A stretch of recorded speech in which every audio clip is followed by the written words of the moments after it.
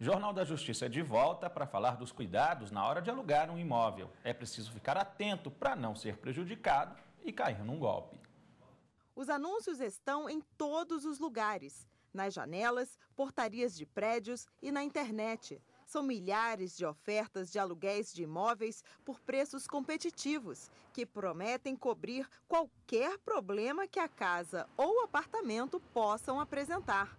Mas por trás de tantas facilidades, o cliente pode estar caindo no golpe de um espertinho que faz de tudo para se dar bem. A Polícia do Distrito Federal está à procura de um estelionatário que ia até imobiliárias e pedia para visitar casas e apartamentos. Ele conseguia as chaves desses locais, entrava, tirava fotos dos cômodos e postava na internet, se passando como proprietário desses imóveis. Para garantir o fechamento do negócio, ele pedia um adiantamento. E além da vantagem do aluguel estar abaixo do preço de mercado, ele ainda garantia aos clientes que não havia a necessidade de um fiador. Nós temos o rastro dele vindo do Rio de Janeiro, Minas Gerais. Ele passou também por Patos de Minas aplicando esse golpe e veio parar em Brasília nesse final de semana.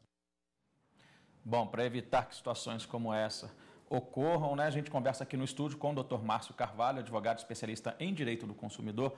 Dr. Márcio, boa tarde, obrigado pela participação aqui com a gente. Bom, vamos falar primeiro sobre a diferença dos aluguéis, né? O aluguel temporário e o aluguel, aquele a médio ou longo prazo, são diferentes, né? Sim, a lei do inquilinato trata de ambos. Um é chamado aluguel por temporada, que é aquele que a lei impõe a obrigatoriedade de não ultrapassar 90 dias. E os demais, seriam aluguéis residenciais ou comerciais. Se a pessoa quiser pagar adiantado no temporário, ela pode? Sim, no aluguel por temporada, ela pode, a lei permite a cobrança antecipada pelo período inteiro. No contrato ordinário, que não é por temporada, a lei permite que só seja antecipado um mês, desde que o contrato não tenha qualquer garantia, como fiança ou calção. Quer dizer, então, que mesmo que a pessoa que esteja alugando quiser pagar adiantado, não pode, se isso prevê em contrato? Não, na verdade, a previsão, ou seja, a exigência dessa cobrança antecipada configura uma contravenção penal prevista na própria lei. Aí não poderia ser feito isso. Se o dono do imóvel pedir isso, não poderia? Não, na locação por temporada, sim. Né? Na locação regular, não. A não ser que o contrato não tenha qualquer garantia e esse pagamento antecipado se refira só a um mês. Aqui em Brasília, para quem não é daqui, talvez aqui em Brasília seja mais complicado alugar um imóvel. A burocracia parece ser maior do que em outras cidades. O que o dono do imóvel pode exigir? Porque às vezes pedem tantos documentos que fica até inviável a locação. Bom, é uma relação civil, portanto, é um contrato bilateral. Nem o locador, nem o locatário, o potencial locador ou potencial locatário estão obrigados a assinar. O contrato pode ser confeccionado por escrito ou verbalmente e as cláusulas são de comum acordo.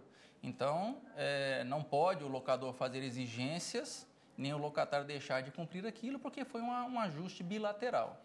E esse ajuste, ele tem que ser feito sempre no papel, tem que estar sempre registrado no cartório, ou que eles afinam ali entre eles numa conversa, por exemplo, tem valor? Sim, tem valor.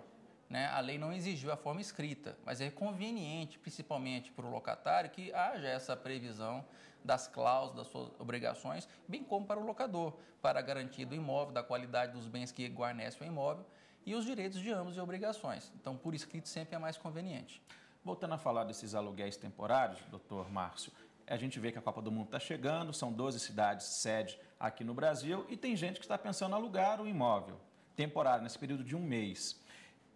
O que prevê? A pessoa, ele se enquadra naquele de aluguel temporário de 90 dias, mesmo alugando só por um mês, ou tem uma regra específica para isso? Não. Qualquer período que seja inferior a 90 dias, considera-se uma locação por temporada. Essa locação por temporada pode prever, inclusive, que o imóvel venha mobiliado ou não. Então, é importante que o contrato seja o mais detalhado possível para evitar danos ou cobrança de danos que não existiram, ou, inclusive, porque o potencial locatário pode pagar antecipadamente e acabar pagando antecipado um aluguel e não encontrar o imóvel nas condições que ele esperava. Aí é comprar gato por lebre, né, doutor? Ainda falando nesse assunto, a pessoa que mora de aluguel, e se ela quiser sublocar esse imóvel nesse período da Copa, por exemplo, e ela vai viajar, ela pode fazer isso? Pode, desde que o contrato de locação dela preveja a possibilidade da sublocação.